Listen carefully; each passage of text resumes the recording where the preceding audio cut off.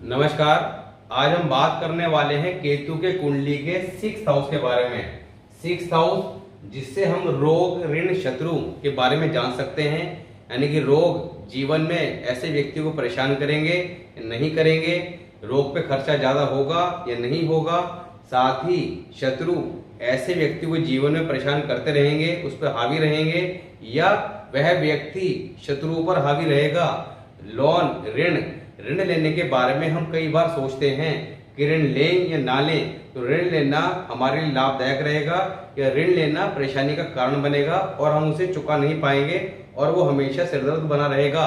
तो छठा घर अगर कमजोर स्थिति में है तो इस घर से जिन चीजों को देखा जाता है वो चीजें ऐसे जातकों को जीवन में परेशान करेंगी। और अगर ये शुभ हालात में है तो जिन चीजों से के बारे में बात कर रहे हैं ये शुभ फलदायी रहेंगी, इन पे व्यक्ति को लाभ की प्राप्ति होगी। अब छठा घर जहां पे कालपुरुष कुंडली के हिसाब से 6 नंबर की राशि आती है, बुध की राशि, कन्या राशि। कन्या राशि यहाँ पर बुध इस घर के मालिक हैं और कारक खुद केतु हैं। पर केतु को इस घर में शुभ नहीं माना गया है क्योंकि राहु केतु जिस घर के कारक होते हैं उन घरों में सामान्यतः शुभ फल नहीं देते। पर हम कुंडली के किसी भी हाउस में कोई भी प्लैनेट को शुभ बताया या अशुभ बताया, पर वहां पर हम दोनों ही स्थितियों के बारे में बात करते हैं।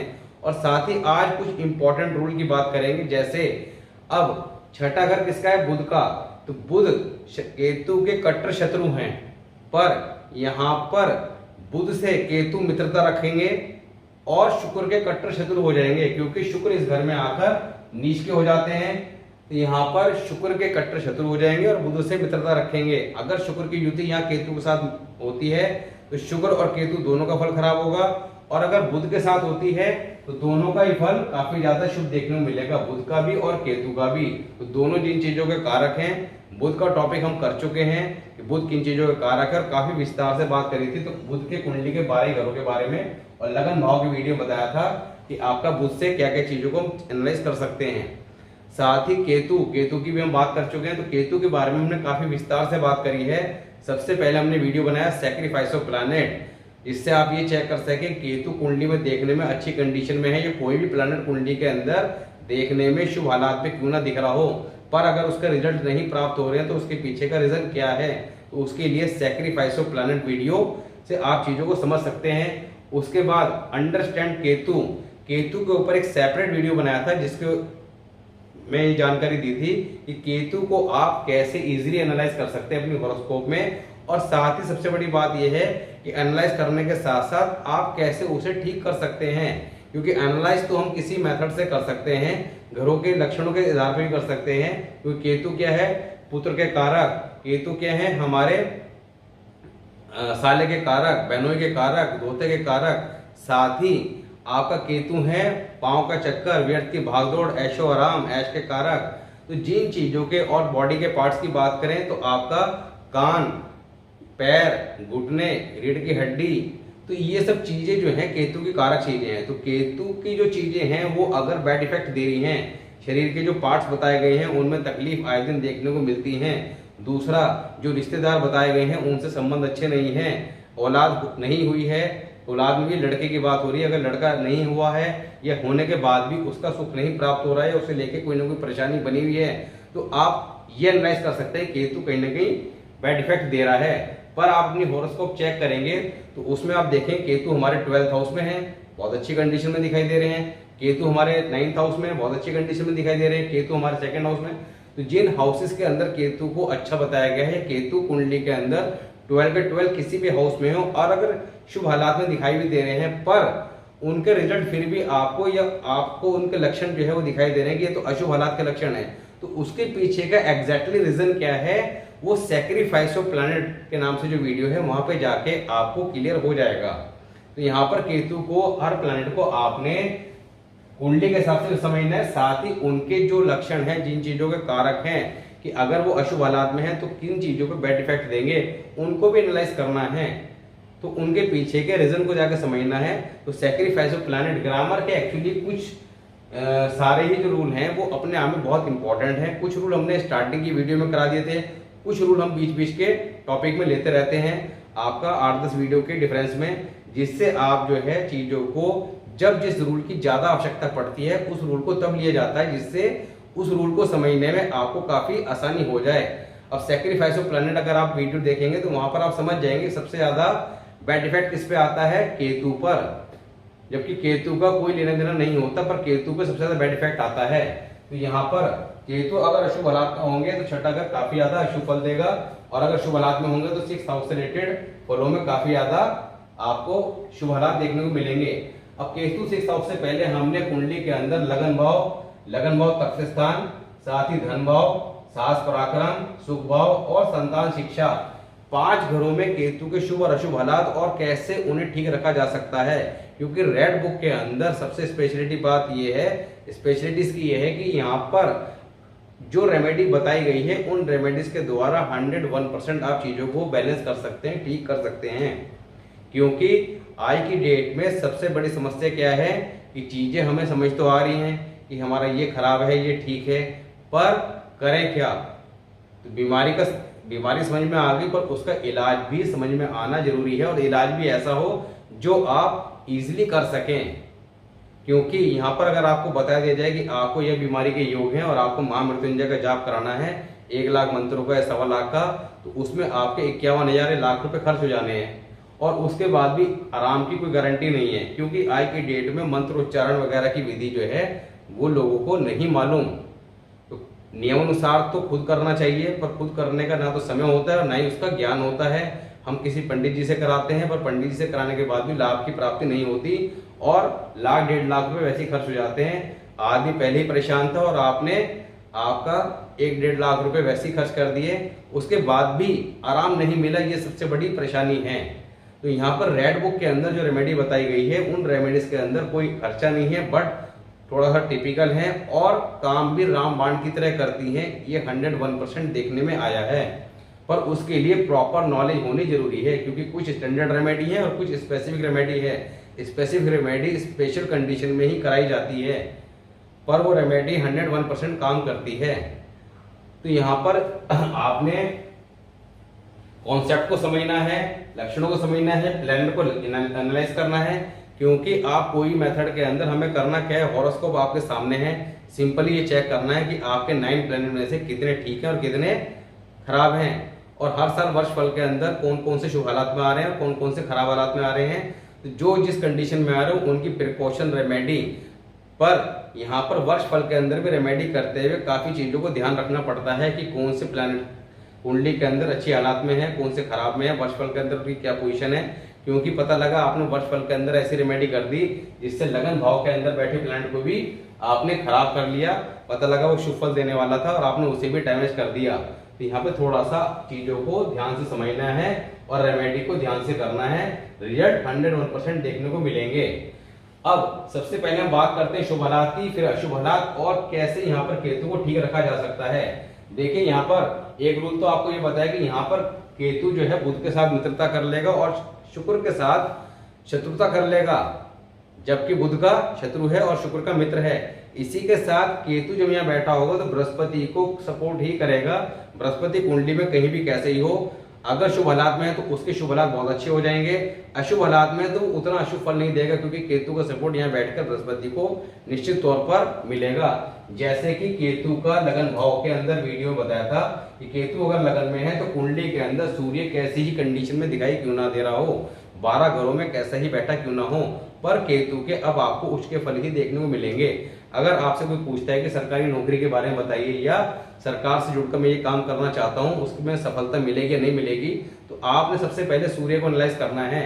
अगर सूर्य आपने कुंडली में देख लिया कि 10वें नंबर की राशि में है या आपका 7 नंबर की राशि में है तो नीच हालात में है, तो आप कहेंगे नहीं बिल्कुल नहीं मिलेगा। पर अगर केतु फर्स्ट हाउस में है तो निश्चित तौर पर सूर्य शुभ फल देगा। तो आपने कहते सरकारी नौकरी नहीं मिलेगी और वो 6 महीने बाद आगे कि मेरी सरकारी नौकरी लग गई, मिठाई खाइए, तो यहाँ पर काफी ज्यादा खराब स्थिति बन जाती है। तो चीजों के एनालाइज करने के लिए जो रूल बताए जा रहे हैं उन रूल्स को आपने नोट डाउन करना है, और कुंडली को एनालाइज करते हैं, किसी भी कुंडली को एनालाइज करने के लिए 2-2.5 घंटे का समय प्रॉपर लगता है। एट ए ग्लांस कुंडली को एनालाइज करने से आप कुछ न कुछ चीजों को छोड़ देंगे। ये जब सारे टॉपिक कवर हो जाएंगे उसके बाद जब सारी चीजों को आप लिखने के बाद अपने हॉरोस्कोप को चेक करेंगे तो आपको समझ आ जाएगा कि एक हॉरोस्कोप को चेक करने में कितना समय लगता है।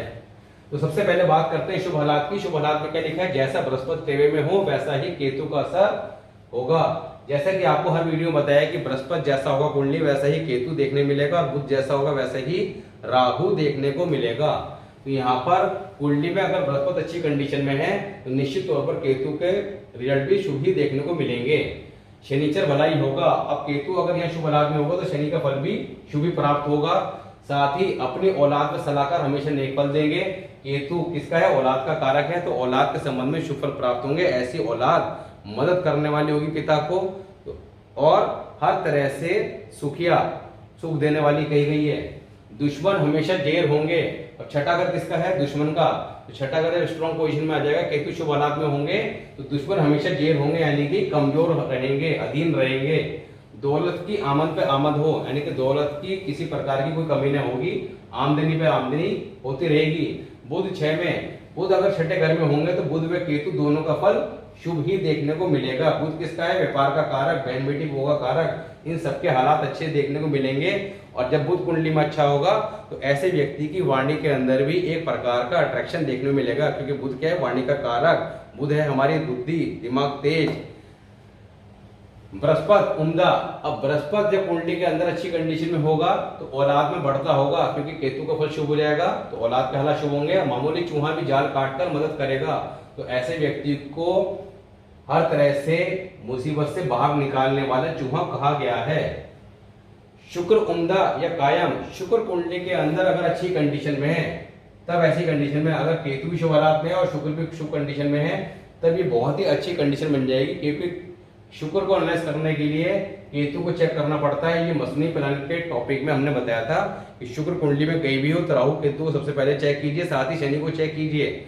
अगर शनि भी अच्छा है, राहु केतु भी अच्छे हैं और शुक्र का प्लेसमेंट भी अच्छा है, तो निश्चित तौर पर ऐसा व्यक्ति राजा के समान जिंदगी बिताता होगा और हर तरह की लग्जरी लाइफ जीता होगा, और जीवन में जितने भी सुखों की प्राप्ति कही गई है वो प्राप्त करता होगा।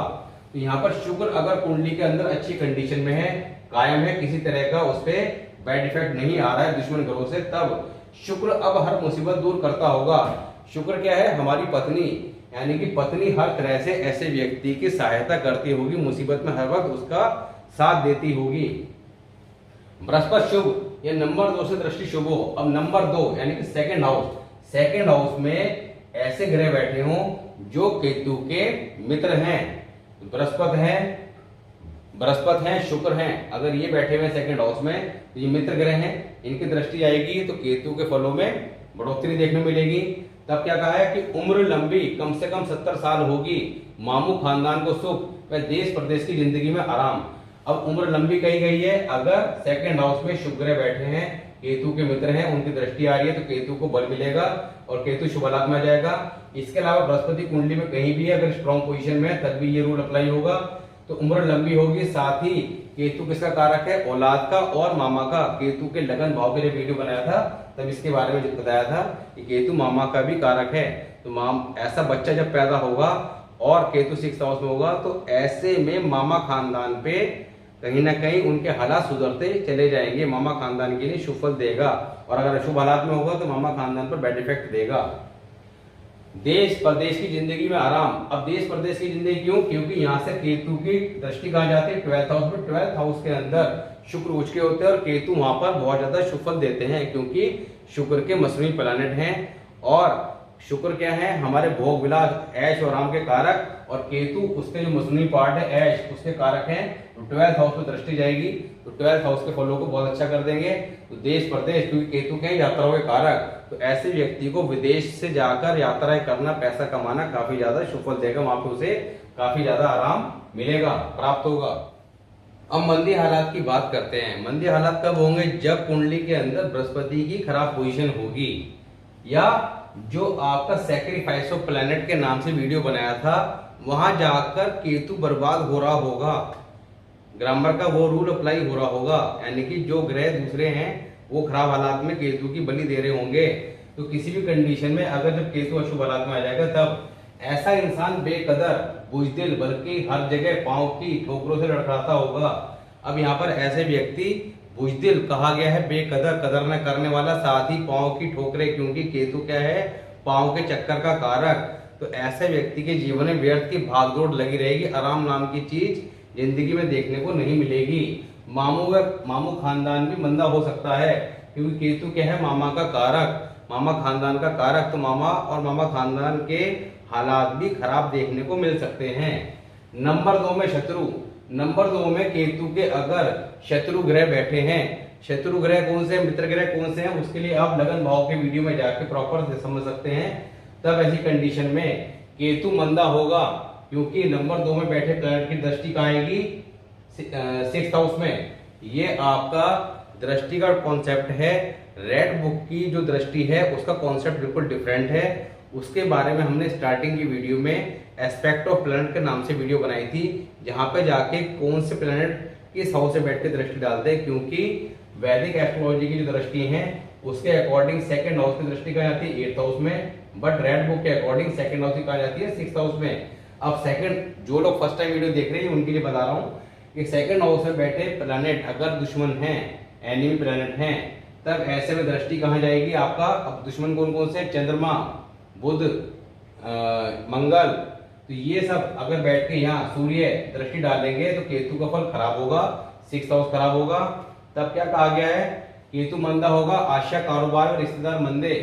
अब यहाँ पर आशा कारोबार से मतलब ये है, केतु किन चीजों का कारक है, बच्चों का, तो बच्चों के खिलौनों के संबंध में कोई कारोबार करना शुभ फल नहीं देगा। साथ ही कुत्तों इत्यादि का कोई आपने डॉग्स का बिजनेस करते हैं वो शुभ फल नहीं देगा। रिश्तेदार, मामा और आपका लड़का, क्योंकि लड़का क्या है, केतु का कारक, औलाद, ये आपका सब अशुभ असर देंगे, मंदे होंगे, इनमें किसी किसी प्रकार के समस्या देखने को मिलेगी। अब यहाँ पे करना क्या है, कहा गया है कि बाएं हाथ में, केतु क्या है, हमारे बाएं हाथ का कारक, तो बाएं हाथ में सोने की अंगूठी पहनना शुभ फल देगा।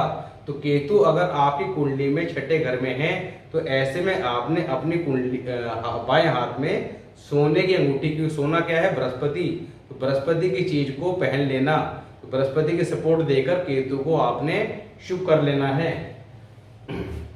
बृहस्पति मंदा। अब कुंडली के अंदर बृहस्पति किसी भी घर में हो और अशुभ हालात में हो, अब बृहस्पति कुंडली के अंदर कैसी हालात में है, इसके लिए बृहस्पति के कुंडली के 12 ही घरों में शुभ और अशुभ हालात और कैसे उन्हें प्रिकॉशन और रेमेडी के द्वारा ठीक रखा जा सकता है, इसकी बात कर चुके हैं। क्योंकि बृहस्पति कुंडली का सबसे ज्यादा इंपॉर्टेंट प्लैनेट है। बृहस्पति सभी 9 प्लैनेट के क्या हैं, गुरु। तो यहाँ पर बृहस्पति हमारी किस्मत के कारक हैं, आय भाव के कारक हैं, आमदनी के, और साथ ही धन के कारक हैं, औलाद के कारक हैं। तो बृहस्पति का कुंडली में शुभ रहना अत्यंत आवश्यक है। तो बृहस्पति आपकी कुंडली में किस हाउस में है, उस हाउस के वीडियो में जाकर आप सब चेक कर सकते हैं कि बृहस्पति आपके अशुभ हैं या शुभ हैं। अगर अशुभ हैं तो कैसे उन्हें ठीक रखना है, वहां पे जानकारी दी गई है। तो बृहस्पति अगर अशुभ हालात में, तो बृहस्पति को आपने सबसे पहले ठीक कर लेना है, तो केतु का फल भी शुभ होना शुरू हो जाएगा। अगर बृहस्पति कुंडली में अशुभ हालात में, तब क्या लिखा है, बेमतलब सफर, दुश्मन बिन बुलाए खड़े होंगे।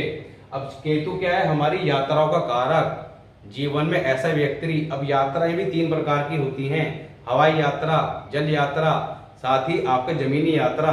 तो किस तरह की यात्रा जीवन में करेगा, यहाँ पर डिपेंड करता है केतु कुंडली किस हाउस में है। तो यहाँ पर केतु जब बृहस्पति मंदा होगा तो बेकार की यात्रा, व्यर्थ की यात्राएं होंगी, उन यात्राओं से कोई लाभ नहीं होगा।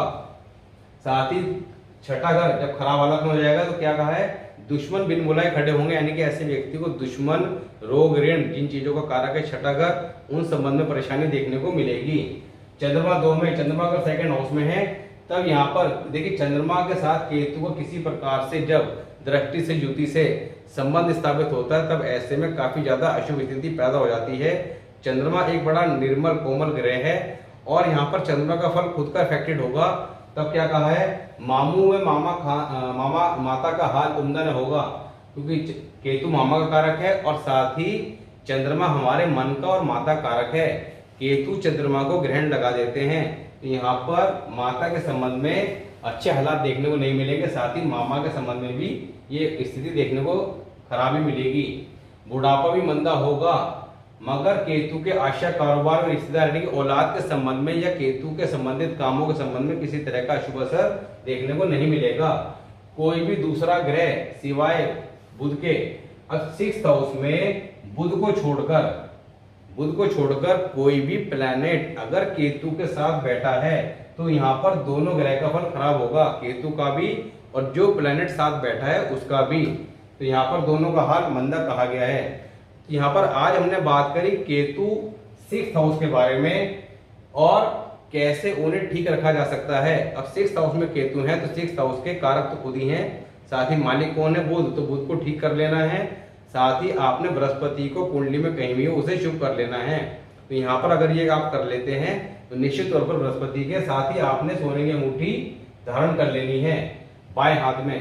तो यहाँ पर केतु के आपने शुभ कर लेंगे और केतु जब शुभ हो जाएगा तो जीवन के अंदर ऐश आराम जो आदमी के खत्म हो जाएंगे, व्यर्थ की भागदौड़ उनसे बचाव हो जाएगा और एक आरामदायक जिंदगी आप बिता सकते हैं केतु को शुभ करके। तो यहाँ पर केतु 6 की बात करिए। आज नेक्स्ट वीडियो में बात करेंगे 7th हाउस। 7th हाउस जहां पर कालपुरुष कुंडली के हिसाब से 7 नंबर की राशि आती है, तुला राशि। इस घर के मालिक कौन है? शुक्र और कारक बुध। तो एक मित्र हैं और एक शत्रु, बुध शत्रु और शुक्र मित्र। अब इस घर में केतु जो हमारे जीवन साथी, लाइफ पार्टनर, हमारे गृहस्थी का घर है, वहां पर केतु किस तरह का शुभ प्रभाव देंगे या अशुभ प्रभाव देंगे, क्योंकि कारक वहां पे बुध है और मालिक शुक्र। इसकी बात करेंगे नेक्स्ट वीडियो में और कैसे उन्हें ठीक रखा जा सकता है, क्योंकि अगर यहाँ पर ये अशुभ फल देंगे तो गृहस्थी को बर्बाद कर देंगे। तो मिलते हैं नेक्स्ट वीडियो में, तब तक के लिए नमस्कार।